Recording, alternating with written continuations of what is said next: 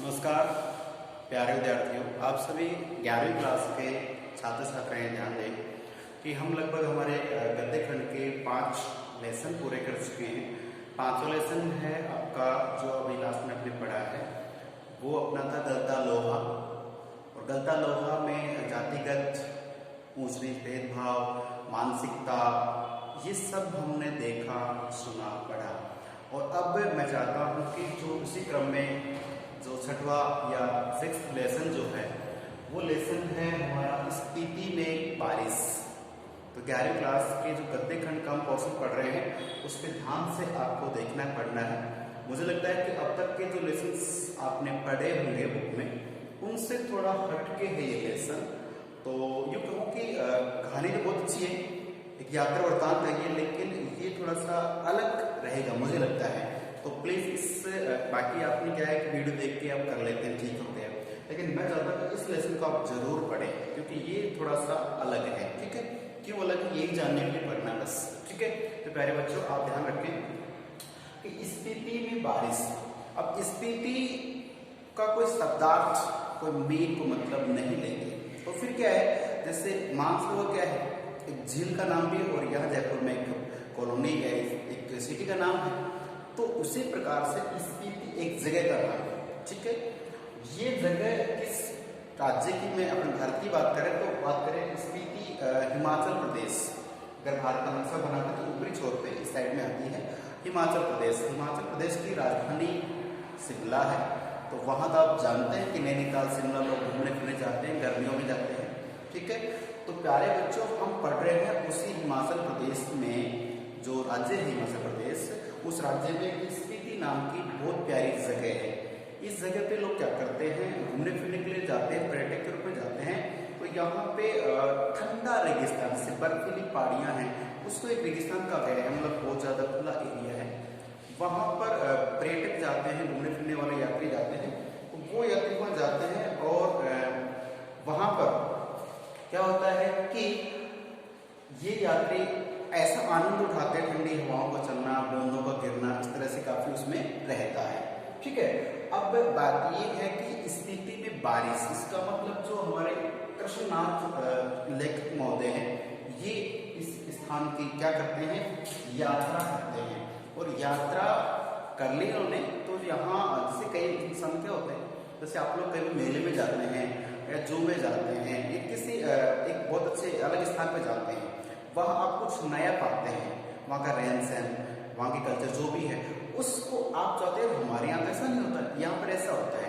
तो आप उन चीज़ों को नोटिस करेंगे, देखेंगे, और वो चीज़ें नोटिस करके फिर आप वापस आके अपने मित्रों से बातें चीतें करते हैं कि यार वहाँ पे ऐसा ऐसा होता था, कुछ नया था।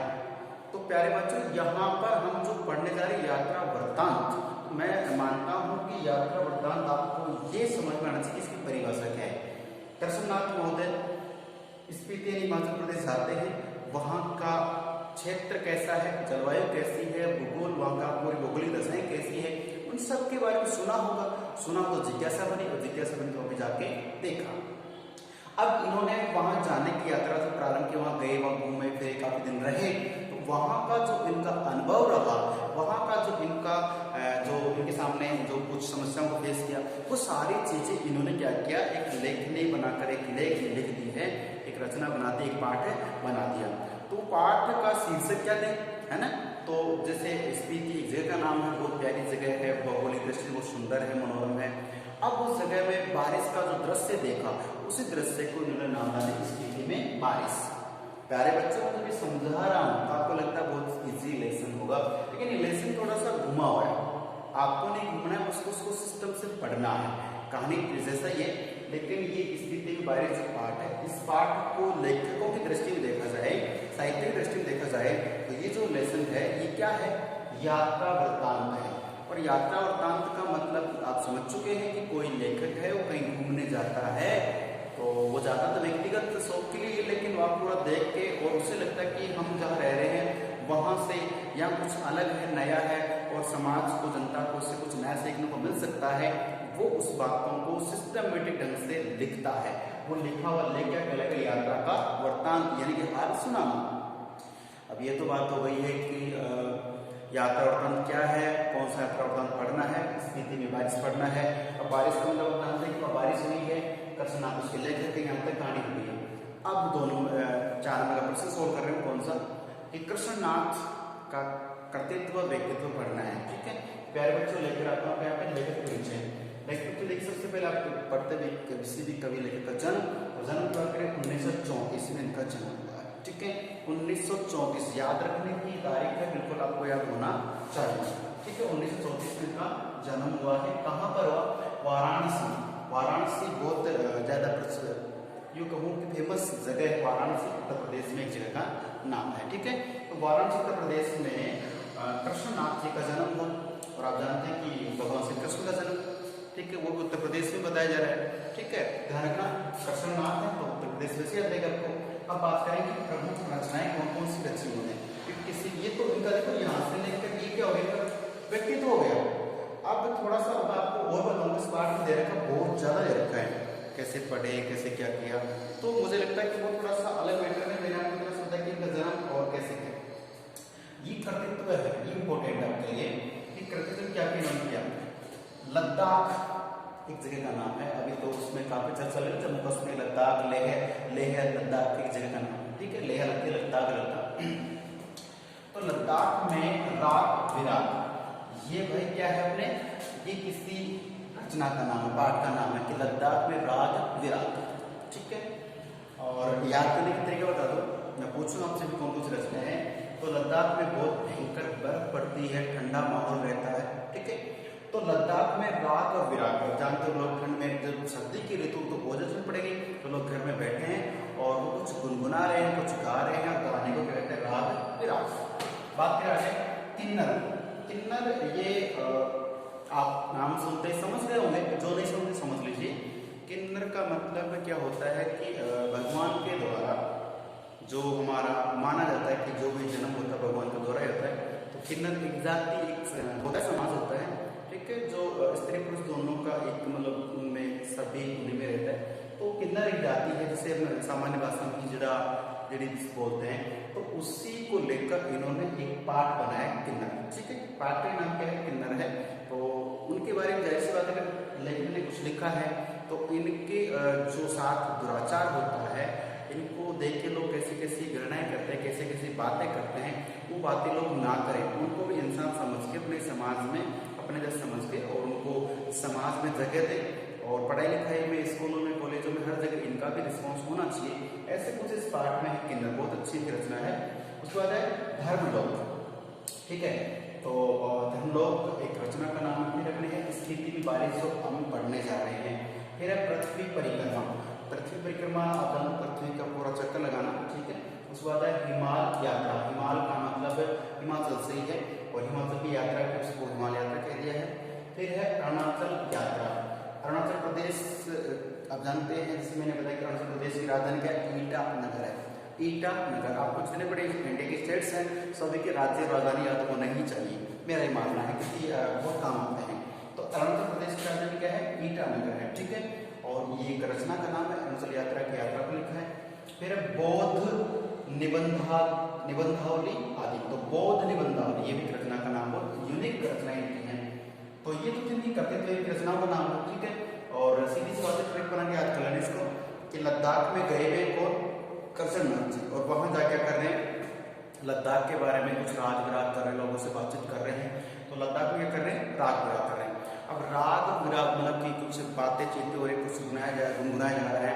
किसके बारे में बातचीत हो रही है, किन्नर के बारे में बातचीत हो रही है। अब किन्नर जो है उसको भगवान ने जैसा बना दिया, ठीक है, लेकिन उनको समाज में थोड़ी सी हे दृष्टि से देखते हैं, लोग बुरे नजर से देखते हैं, कमेंट कर देते हैं, कुछ भी करते हैं। और समाज में उनको एजुकेशन भी चाहिए होती है, वो भी चाहते हैं कि नौकरी लगे, कुछ आगे बढ़े, कुछ समाज में उनका भी रिस्पेक्ट हो, सम्मान हो। तो ऐसे में जो किन्नर है क्या पढ़े थे, लद्दाख में राग विराग हो रहा है, किसके बारे में, किन्नर के बारे में।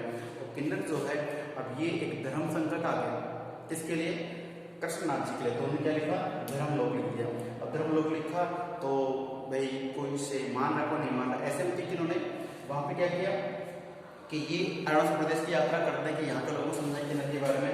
और वहां से फिर लोगों को बौद्ध होता है तो बौद्ध निबंधावली लिखते हैं। और स्मृति जो धर्मलोक जो है उसको क्या करते हैं लोग, जैसे धर्मलोक में चल रहा है, तो स्पीति में बारिश मतलब बारिश में भी सोचा इन्होंने पृथ्वी की परिक्रमा की है, हिमालय यात्रा लिखी है और मध्य प्रदेश यात्रा भी लिखी, कितने को लिखी और फिर बौद्ध वृंदावन की यात्रा है।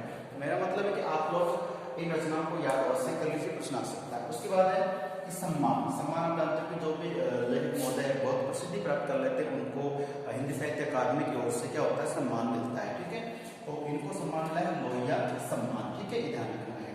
अभी हमने लास्ट जो पार्ट पढ़ा था उसमें आए हमारे शेखर जोशी। शेखर जोशी को जो सम्मान मिला था वो तो पहल सम्मान था। ठीक है, तो प्रत्येक का याद रखना है। तो सम्मान लोहिया सम्मान है, ये नाम उसका। इनकी मृत्यु 2016 अभी 4 साल पहले ही इनका क्या हो गया, देहांत हो गया, कृष्णनाथ के नाम से थी। ठीक है, 1929 में जन्म होता है, 2016 में इनका देहांत हो जाता है। ठीक है, अब ये तो था प्यारे बच्चों पाठ के बारे में। अब जो हम पढ़ने जा रहे हैं कि पाठ में क्या है, पाठ में क्या हो सकता है, तो थोड़ा सा जैसा कि मैंने कहा कि अलग पाठ है, थोड़ा सा सीरियस पाठ है। उस पाठ में जो पढ़ने जा रहे हैं, जो पढ़ेंगे वो क्या है, ध्यान दें, वो है हमारा कि जो स्पीति नाम की जगह है, ये हिमाचल प्रदेश की जो पूरे एरिया की बात करें, हिमाचल प्रदेश में क्या है, मध्य में स्थित है, बीच में स्थित बसा हुआ शहर है। ठीक है, अब जो हिमाचल प्रदेश के मध्य में स्थित है और इसकी इस पाठ में क्या बात की है कृष्णनाथ जी ने, तो बताएं कि जनसंख्या कितनी है, कैसे फैली हुई है, तो उस जनसंख्या का रहन सहन खान पान कैसा है, कैसा उनका बर्ताव है, कैसे उनकी बोलचाल है, सारी बातें किस टॉपिक पढ़ेंगे, स्पीति में बारिश का जो पार्ट है उसमें पढ़ेंगे। तो जनसंख्या के बारे में जानेंगे, बाकायदा आंकड़े दे रखे हैं जनसंख्या कितनी है। और मैं आपको एक छोटा सा हिंट देता हूँ, इसी जनसंख्या का नाम याद आ गया कि राजस्थान के आप रह रहे हैं, रहने वाले हैं, इसी स्कूल पढ़ रहे हैं, तो राजस्थान राज्य की जो जनसंख्या 2011 के अनुसार फरवरी 2021 के तो अप्रैल मई में आएगा, रिकॉर्ड्स है ना, 10 साल बाद जनसंख्या काउंटिंग होती है। तो प्यारे बच्चों, राजस्थान राज्य की जनसंख्या कितनी है, आप में से मुझे जो भी सुन रहे हैं, जो वीडियो देखते हैं, उन सबको मैं ये देता हूँ कि आपको राजस्थान की जनसंख्या याद रखनी है। जब आप हिमाचल प्रदेश की स्पीति की पढ़ रहे हो तो आपने को अपनी याद रखिए ना। तो राजस्थान राज्य का क्षेत्रफल वो भी 2 पॉइंटों में, पहला पॉइंट पूछूंगा कि जो बात करते हैं हम किसमें, वर्ग किलोमीटर में क्षेत्र को जान लेते हैं। मैं आपको वर्ग किलोमीटर और वर्ग मील दोनों में पूछना चाहता हूँ, बड़ी एग्जाम्स में क्वेश्चन आते हैं कि राजस्थान राज्य का क्षेत्रफल कितना है, अब बता देते बखूबी। ठीक है, लेकिन लास्ट में तो वर्ग किलोमीटर, मैं वर्ग किलोमीटर पूछ रहा हूँ प्लस वर्ग मील में भी पूछ रहा हूँ। और आप अच्छी तरह मैथ जानते हैं, तो अपने राजस्थान राज्य की जनसंख्या, उसका क्षेत्रफल 2 भागों में, वर्ग मील भी बताना है और वर्ग किलोमीटर बताना है। तो राजस्थान के साथ ये की जनसंख्या। फिर ऋतु आप जानते हो कि जैसे प्रत्येक राज्य में जैसे 6 ऋतु होती है, उन 6 ऋतु में किसका ज्यादा प्रभाव रहता है। जैसे मान लीजिए चूरू जिला है, चूरू जिला आप देखना गर्मी में भयंकर सबसे ज्यादा गर्मी चूरू में पड़ रही थी।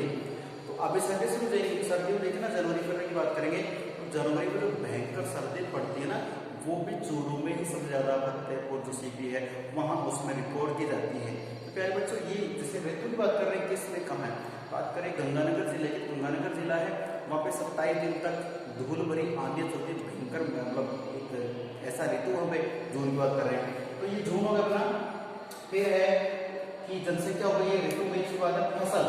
तो फसल की बात करें, देखिए तो भी थोड़ा सा ध्यान दे रहे हैं अपन, जब फसल लिखते हैं ना तो सीधा लिखते हैं, यहाँ पे फैक्ट्री से बिंदी लग रही है फसल, तो ये थोड़ा हिमाचल प्रदेश में है तो वहाँ की भाषा थोड़ी अलग है, बोलचाल अलग है, इसलिए थोड़ा नुक्ता लग गया, उर्दू भाषा में चला गया फसल। ठीक है, इसके बाद है जलवायु।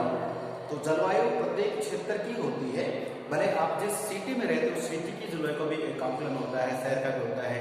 ठीक है, तो 3 टॉपिक है, मौसम, एक होती मौसम होती है, ऋतु होती है और जलवायु होती है। ये 3 पॉइंट ज्योग्राफी पढ़ने के लिए आपको बहुत इंपॉर्टेंट होते हैं। तो ये मेरा वीडियो आप ज्योग्राफी वाले भी देख रहे हैं, हिस्ट्री कॉमर्स वाले भी देख रहे हैं, साइंस में सब देख रहे हैं, तो चीजें काम आती है कि मौसम किसे कहते हैं और ऋतु किसे कहते हैं और जलवायु किसे कहते हैं। तो आप लोग इनका भी उत्तर ढूंढे और मुझे बताएं। ठीक है, नहीं मिले तो मैं आपको बताता हूँ। ठीक है, तो बात करें जलवायु, जलवायु किसे कहते हैं। ठीक है, तो जलवायु पढ़ेंगे सी, ये सारे पॉइंट पढ़ेंगे किसके, स्पीति नाम की जो जगह है उसमें पढ़ेंगे। फिर भूगोल का होना, तो यहाँ का जो भौगोलिक दृश्य है वो कैसा है।